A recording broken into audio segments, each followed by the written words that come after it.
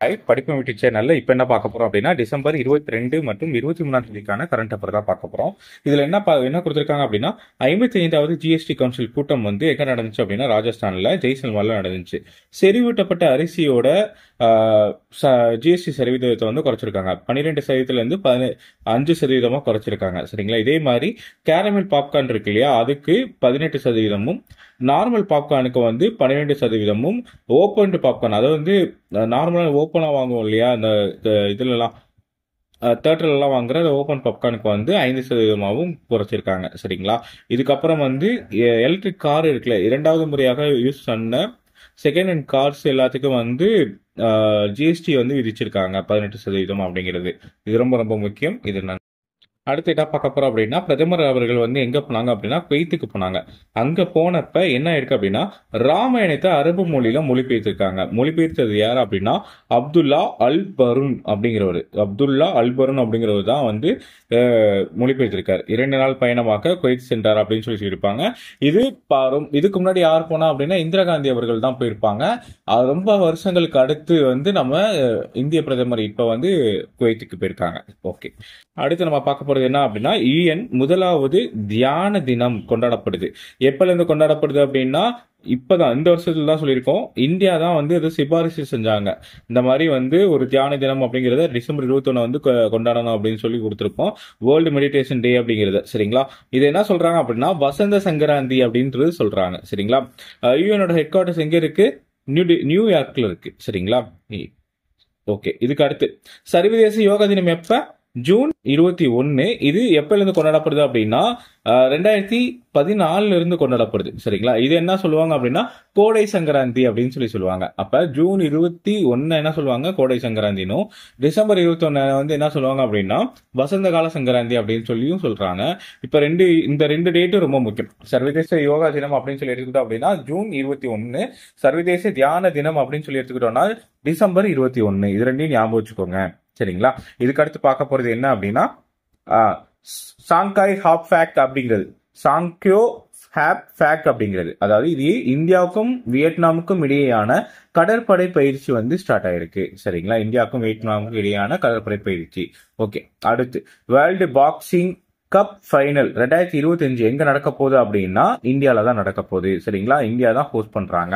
இதுக்கு முன்னாடி நம்ம பார்த்தோம் அப்படின்னா கொக்கோ மற்றும் பாரா ஒலிம்பிக், இது ரெண்டையுமே நம்ம வந்து இந்தியா தான் நடத்த போறோம் அப்படிங்கிறதையும் பார்த்திருப்போம். சரிங்களா? இது ரெண்டுமே ரொம்ப முக்கியம். இதுக்கு அடுத்து பார்க்க போறது என்ன அப்படின்னா டிசம்பர் 22ஆம் தேதி வந்து என்ன டேட் அப்படின்னு சொல்லுவாங்க அப்படின்னா கணிதர்களுக்கான தினம் அப்படின்னு சொல்லியிருப்பாங்க. டிசம்பர் 22 கணிதர்களுக்கான தினம். இதுக்கு அடுத்து okay, travel and tourism development index 2024 சொல்லியிருக்காங்க. இதை சொன்ன அமைப்பு எது அப்படின்னா வேர்ல்டு எக்கனாமிக்கல் ஃபோரம் அப்படிங்கறத சொல்லியிருக்காங்க. வேர்ல்டு எக்கனாமிக்கல் ஃபோரம் இது எத்தனை நாடுகள்ல கணக்கிடப்படுது அப்படின்னா 119 நாடுகள்ல வந்து கணக்கிடப்படுது. அதுல இந்தியா எத்தனாவது பிளேஸ்ல இருக்கு அப்படின்னா 39வது பிளேஸ்ல இருக்கு. சரிங்களா? இந்த இண்டெக்ஸ் வந்து ரொம்ப முக்கியம். இதை ரொம்ப ரொம்ப இம்பார்ட்டன்ட். இதை பார்த்துக்கோங்க. சரிங்களா? அடுத்து பார்க்க போறது என்ன அப்படின்னா சர்வதேச நீதி கவுன்சில் தலைவர். சர்வதேச நீதி கவுன்சிலோட தலைவர் யாரா நியமிச்சிருக்காங்க அப்படின்னா சுப்ரீம் கோர்ட் ஜட்ஜா இதுக்கு முன்னாடி இருந்தவர், அதாவது முன்னாள் சுப்ரீம் கோர்ட் ஜட்ஜ் மதன் பிலோகோர் அப்படிங்கிறவரை தான் வந்து தேர்வு செஞ்சிருக்காங்க. சரிங்களா? பிலோகோர் அப்படிங்கிறவரை தேர்வு செஞ்சிருக்காங்க. இவரு உச்ச நீதிமன்றத்தோட முன்னாள் நீதிபதியா இருந்திருக்காரு. இவரு வேற ஒரு நாட்டுக்கு வந்து உச்ச நீதிமன்ற தலைவராகவும் இருந்திருக்காரு. அதாவது 2019 பிஜி நாட்டோட சுப்ரீம் கோர்ட் ஜட்ஜாவும் வந்து இவரு வந்து நியமனம் பண்ணியிருக்காங்க. சரிங்களா? மற்ற நாட்டின் நீதிபதியாக நியமிக்கப்பட்ட முதல் நீதிபதி யார் அப்படின்னா அவரும் இதான் மதன் பிலோகூர் அப்படிங்கிறவர் தான் வந்து நியமிக்கப்பட்டிருக்காரு. சரிங்களா? 2012 தான் சுப்ரீம் கோர்ட் ஜட்ஜா ஆனாரு. அவர் 2019 பிஜி நாட்டோட சுப்ரீம் கோர்ட் ஜட்ஜா மாற்றப்பட்டிருக்காரு.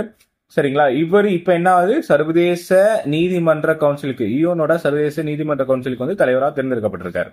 இது ரொம்ப ரொம்ப முக்கியமான ஒரு கரண்ட் அஃபேர். சரிங்களா? இதுக்கு அடுத்து தேர்தல் நடத்தை விதிமுறைகள் எப்ப கொண்டு வந்தாங்க அப்படின்னா 1961 கொண்டு வந்தாங்களா? சரி, 1961 தேர்தல் நடத்தை விதிகள் கொண்டு வந்துட்டாங்க. தேசிய சின்னங்கள் சட்டம் எப்ப உருவாக்கப்பட்டது?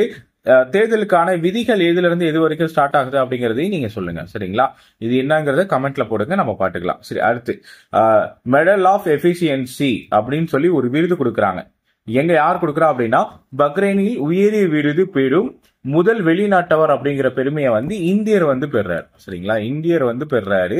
அது என்ன என்ன நிறுவனம் அப்படின்னு சொல்லி பார்த்தோம்னா ஆர்பி நிறுவனம். இவரோட நிறுவனம் பேரு ஆர்பி நிறுவனம் அப்படின்னு சொல்லி ரவி பிள்ளை அப்படிங்கிறவர் தான் வந்து இந்த விருதை பெறாங்க, மெடல் ஆஃப் எஃபிஷியன்சி அப்படிங்கிற விருது. இது எந்த நாட்டு கொடுக்கக்கூடிய விருது அப்படின்னா பஹ்ரைனோட விருது. இது அந்த ஆர்பி நிறுவனம் வந்து எங்க இருக்கு அப்படின்னா பஹ்ரைன்ல தான் இருக்கு. இது அந்த நாட்டோட வளர்ச்சிக்கு வந்து பெருசா உதவுச்சு அப்படிங்கறனால இவருக்கு இந்த விருது கொடுக்குறாங்க. இது முதல்ல கொடுக்கறது இதுதான் ஃபர்ஸ்ட் டைம் அப்படின்னு சொல்லியிருக்காங்க. அடுத்து என்ன பார்க்க போறோம் அப்படின்னா 2 ஆண்டுகளில் இந்தியாவின் வனப்பகுதி 1445 கிலோமீட்டராக அதிகரிப்பு. 21 மற்றும் 23ஆம் காலாண்டுல, அதாவது 2021-23 காலாண்டுல வந்து இது 1445 ஸ்கொயர் கிலோமீட்டரா வந்து அதிகரிச்சிருக்கு அப்படின்னு சொல்லியிருக்காங்க. மத்திய அரசின் இந்திய வன ஆய்வு நிறுவனம் எப்பன்னா 1987 முதல் காடுகளோட பரப்பளவை வந்து கணக்கிட்டு இருக்காங்க. 2001 முதல் மரங்களோட பரப்பளவை வந்து கணக்கிட்டு இருக்காங்க. சரிங்களா, கணக்கிட்டு வருது அப்படின்னு சொல்லியிருக்காங்க. இதன் அடிப்படையில தான் வந்து இதையும் சொல்லியிருக்காங்க. சரிங்களா, இதுல வளம் மற்றும் மரங்களின் பரப்பளவு 2023ல 25 எத்தனை சதவீதமா 25.17% இருக்கு அப்படிங்கறத சொல்லியிருக்காங்க. பாரிஸ் ஒப்பந்தம் எப்ப அப்படின்னா 30 நவம்பர் 2015. சரிங்களா, இது வனப்பரப்பை விரிவாக்குவதன் மூலமாக கரியமிலா வாயு உமிழ்வை வந்து குறைக்கிறது. எவ்வளவு இதுல இருந்து 250 இருந்து 300 டன்னா குறைக்கணும் அப்படிங்கிறது தான் இதோட இலக்கு.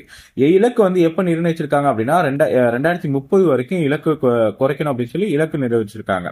சரிங்களா, காடுகளோட பரப்பளவு இப்ப எவ்வளவு இருக்கு அப்படின்னு சொல்லி பார்த்தோம் அப்படின்னா 21.76 இருக்கு. இப்ப மரங்களோட பரப்பளவு எவ்வளவு இருக்கு அப்படின்னா 3.41 இருக்கு. சரிங்களா, இதை வந்து உயர்த்தணும் அப்படிங்கிறது தான். சரிங்களா, தேசிய வனக்கொள்கை 1988 படி எவ்வளவு வனத்தோட சதவீதம் இருக்கணும் அப்படின்னா 33.33% வந்து இருக்கணும். 33% வனப்பரப்பா இருக்கணும். ஆனா வந்து நமக்கு எவ்வளவுதான் இருக்கு 21.76% இருக்கு. இதை இது பண்ணி தான் வந்து தமிழக அரசு வந்து ஒரு திட்டத்தை கொண்டு வந்திருப்பாங்க.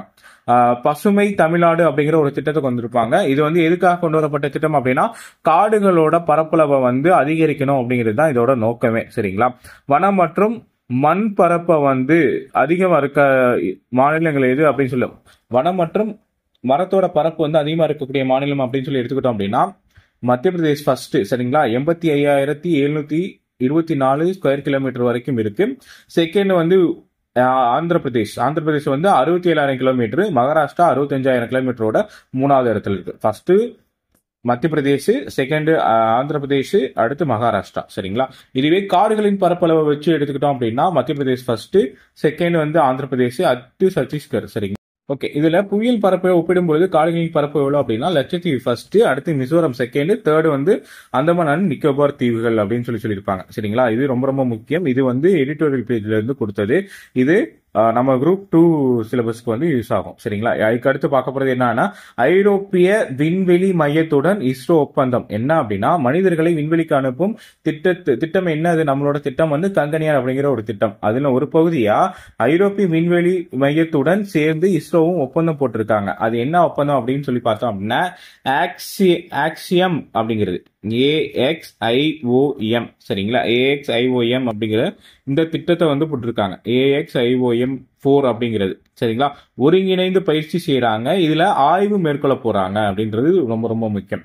இதுக்கு முன்னாடியே பார்த்திருப்போம். இவங்க வந்து என்னன்னா அங்க விண்வெளிக்கு போகக்கூடிய உடை வந்து எப்படி இருக்கணும் அப்படிங்கறது எல்லாத்தையுமே தேர்வு செஞ்சாங்க இல்லையா. அங்க இருக்கக்கூடிய சாப்பாடு எப்படி இருக்கணும், அங்க நம்ம பயன்படுத்தக்கூடிய தண்ணி எப்படி இருக்கணும், அங்க இருக்கக்கூடிய நடைபயிற்சி மேற்கொள்ளக்கூடிய உடைகள் எப்படி இருக்கணும் அப்படிங்கறதெல்லாம் பத்தி பார்த்திருப்போம். சரிங்களா, இதுதான் வந்து இந்த இதுலயுமே சொல்லியிருக்காங்க. சரிங்களா, அடுத்து நம்ம ஒரு ராக்கெட்டை வந்து லான்ச் பண்ண போறோம். அது என்ன அப்படின்னா PSLV C60 அப்படிங்கிற ராக்கெட்டை வந்து லான்ச் பண்றோம். PSLV C60 அப்படிங்கிற ராக்கெட்டை வந்து லான்ச் பண்ண போறோம். எப்ப அப்படின்னா டிசம்பர் 30ஆம் தேதி விண்வெளிக்கு ஏவப்பட உள்ளது அப்படின்னு சொல்லியிருக்காங்க. சரிங்களா, இது என்ன ரக ராக்கெட் அப்படின்னு சொல்லி பார்த்தோம் அப்படின்னா இது 2 செயற்கைக்கோளை வந்து தாங்கி போகுது. அதாவது என்ன STX-1 STX-2 அப்படின்னு சொல்லி 2 ராக்கெட்டை வந்து தாங்கி போகுது. இதோட வெயிட் எவ்வளவு அப்படின்னா 440 கிலோ எடை கொண்ட 2 செயற்கைக்கோளை வந்து 2 பாகங்களாக ராக்கெட் சுமந்து செல்லும். சரிங்களா, இதன் முதல் முறையாக ஏவுதலில் SpaceX என்னும் திட்டத்தின் மூலமாக ஸ்பேஸ் டாக்கிங் அப்படிங்கிற முறையில இந்தியா பரிசோதனை செய்ய உள்ளது அப்படின்னு சொல்லியிருக்காங்க. ஸ்பேஸ் டாக்கிங் அப்படின்னா என்ன அப்படிங்கிறது ரொம்ப ரொம்ப முக்கியம். 2 ராக்கெட்டையும் தனித்தனியா வந்து லான்ச் பண்ணிடுவாங்க. அது ரெண்டுமே கம்யூனிகேட் பண்ணிட்டு ரெண்டுமே ஒன்னா இணைஞ்சுக்கும் அப்படிங்கிறது தான் இந்த ஸ்பேஸ் டாக்கிங் அப்படிங்கிறது முறை. சரிங்களா? இதுக்கு முன்னாடி எந்தெந்த நாடுகள்லாம் வந்து இந்த ஸ்பேஸ் டாக்கிங்கை வந்து யூஸ் பண்ணியிருக்காங்க அப்படின்னா, யூஎஸ் இதுக்கு முன்னாடி பயன்படுத்திருக்காங்க, அடுத்து ரஷ்யா பயன்படுத்திருக்காங்க, அடுத்து சீனா பயன்படுத்திருக்காங்க. இந்த ஸ்பேஸ் டாக்கிங் முறை வெற்றி அடைஞ்சு அப்படின்னா 4வது நாடா வந்து இந்தியா வந்து இதுல இணையும் அப்படிங்கறது சொல்லியிருக்காங்க. சரிங்களா? ஸ்பேஸ் டாக்கிங் அப்படிங்கிறது. சரிங்களா? ஸ்பேஸ் ஸ்டேஷனை அமைக்கவும் சந்திராயன் 4 திட்டம் இருக்கு இல்லையா, இது ரெண்டும் வெற்றி அடைகிறதுக்கு இந்த ஸ்பேஸ் டாக்கிங் அப்படிங்கிற இந்த திட்டம் வந்து நமக்கு உதவியா இருக்கும் அப்படின்னு சொல்லியிருக்காங்க. சரிங்களா? அடுத்து நம்ம பார்க்க போறது என்ன அப்படின்னா, பிரதமர் மோடி அவர்களின் குவைத் நாட்டின் உயரிய விருது. விருது பேர் என்ன அப்படின்னா, the order of the Mubarak the great அப்படின்னு சொல்லி கொடுத்திருக்காங்க. சரியா? இது யார் கொடுக்கறா அப்படின்னா, குவைத் நாடு தான் கொடுக்குது. குவைத்தோட மன்னர் யார் அப்படின்னா, ஷேக் மஹமுல் அல் முகமது அல் ஜாஃபர் அல் ஔதா அப்படிங்கிறவர் தான் இவரோட பேர். சரிங்களா? இது உங்க 2 பேத்துக்கும், அதாவது இந்திய பிரதமருக்கும் குவைத் நாட்டு அரசர் 2 பேரும் சேர்ந்து ஒரு 4 ஒப்பந்தங்கள்ல கையெழுத்திட்டு இருக்காங்க. பாதுகாப்பு, கலாச்சாரம், விளையாட்டு, சூரிய மின் சக்தி அப்படின்னு சொல்லி இந்த 4 ஒப்பந்தங்கள் வந்து கையெழுத்தாயிருக்கு. இதுக்கு முன்னாடி பார்த்தோம் இல்லையா, நம்மளோட ராமாயணத்தை வந்து அரபு மொழியில வந்து மொழிபெயர்த்திருந்தாங்க இல்லையா, அதையும் சொல்லியிருக்காங்க. அது மட்டும் இல்லாம இந்த 4 ஒப்பந்தங்கள் இருக்கு. அது மட்டும் இல்லாம பிரதமர் மோடி அவர்களுக்கு வந்து the order of the Mubarak the great அப்படின்னு சொல்லி ஒரு விருதுமே கொடுத்திருக்காங்க. சரிங்களா? இதுக்கப்புறம் நம்ம பார்க்க போறது என்ன அப்படின்னா, முன்னாள் முதலமைச்சர் கருணாநிதி இருக்காரு இல்லையா, அவருடைய புத்தகங்கள் எல்லாத்தையுமே என்ன பண்றாங்க, நாட்டுடைமை ஆக்குறாங்க. நாட்டுடைமை ஆக்குறது ரொம்ப ரொம்ப முக்கியம். சரிங்களா? இதுல 179 புத்தகங்கள் எல்லாத்தையுமே நாட்டுடைமை ஆக்கப்படுது அப்படின்னு சொல்லியிருக்காங்க. நூலோட உரிமை தொகை எதுவுமே வந்து அவங்களோட வீட்டாருக்கு கொடுக்காம இலவசமாவே அவங்க நாட்டுடைமை ஆக்குறதுக்கு வந்து ஒப்புதல் தெரிவிச்சிருக்கதா சொல்லியிருக்காங்க. இது கடந்த சட்டப்பேரவையிலேயே வந்து இவர் ஸ்டாலின் அவர்கள், அதாவது நம்மளோட முதலமைச்சர் அவர்கள் வந்து தெரிவிச்சிருக்காங்க. சரிங்களா? நூலின் உரிமை தொகை ஏதும் இன்றி நாட்டுடைமையாக்கப்பட்டதாக ஜீவோ அரசாணை வந்து ராஜத்யாமலிடம் வழங்கப்பட்டது. அமைச்சர் வந்து யாரு, பே சுவாமிநாதன் அவர்கள் தான் கொடுத்திருக்காங்க. சரிங்களா? அமைச்சர் பே சுவாமிநாதன் அவர்கள் தான் வந்து இந்த ஜீவோ அரசாணையும் வந்து ராஜாத்தி அம்மாள் அவர்களிடம் கொடுத்திருக்காங்க. சரிங்களா? இது ரொம்ப ரொம்ப முக்கியம்.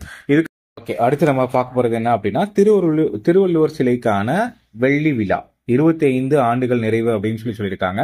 கன்னியாகுமரி மாவட்டத்தில் இருக்கக்கூடிய திருவள்ளுவரோட சிலைக்கு வந்து வெள்ளி விழா கொண்டாடுறாங்க. சரிங்களா? இது எப்ப ஸ்டார்ட் பண்ணாங்க அப்படின்னு சொல்லி, எப்ப திறந்து வைக்கப்பட்டது அப்படின்னா 1/1/2000 வந்து திறந்து வைக்கப்பட்டது. அப்போதைய முதல்வரான கருணாநிதி அவர்கள் தான் வந்து இதை திறந்து வச்சாங்க. சரிங்களா? இது இப்ப 25 ஆண்டுகளை நிறைவேறினதை ஒட்டி இவங்க வந்து இப்ப இதை வந்து வெள்ளி விழாவா கொண்டாடுறாங்க. இப்ப இருக்கக்கூடிய முதலமைச்சர் மற்றும் துணை முதலமைச்சர் இருக்காங்க இல்லையா, 2 பேரும் வந்து இதை கொண்டாடுறதுக்கு ரெடி பண்ணிட்டாங்க. ஓகே, இதுல என்ன ஒரு முக்கியமானது அப்படின்னா, திருவள்ளுவர் சிலைக்கும் விவேகானந்தர் மண்டபத்துக்கும் இடையேயான ஒரு பாலத்தை அமைச்சிருக்காங்க. அந்த பாலமும் இதுல திறந்து வைக்கப்படும் அப்படின்னு சொல்லி சொல்றாங்க. சரிங்களா? ரொம்ப முக்கியமான ஒண்ணு. அடுத்து பார்க்க போறது என்ன அப்படின்னா, உலகிலேயே உயரமாக அமைக்கப்பட்ட பாலம். அந்த பாலம் எது அப்படின்னா, ஜம்மு அண்ட் காஷ்மீர் மற்றும் லடாக் பகுதியில் இருக்கக்கூடிய சொனாப் அப்படிங்கக்கூடிய பாலம். சரிங்களா? இதுல பேனல்களால் நிறுத்தப்பட்டுள்ள ஒரு 5 ரயில் பாலமும் வந்து இருக்கு. சரிங்களா? 5 அப்படிங்கிற ரயில் பாலமும் இருக்கு. சரிங்களா? இது ரொம்ப ரொம்ப முக்கியம். 2 இது இருக்கு. இது ரொம்ப ரொம்ப முக்கியம். இந்த பள்ளத்தாக்கு மற்றும் ஆறுகள் குன்றுகளுக்கு இடையே 271 கிலோமீட்டர் வரைக்கும் வந்து இந்த பாலம் வந்து இருக்கு அப்படின்னு சொல்றாங்க. இது ரொம்ப ரொம்ப முக்கியம். இதுல உலகிலேயே மிக உயரமாக அமைக்கப்பட்ட பாலம் எப்படின்னா செனாப் அப்படிங்கிற பாலம் தான். சரிங்களா? Okay, thank you. டிசம்பர் 22 மற்றும் 23 கரண்ட் அஃபேர் பார்த்துட்டோம். சரிங்களா? 24 கரண்ட் அஃபேர் இன்னைக்கு நைட்டு பார்ப்போம்.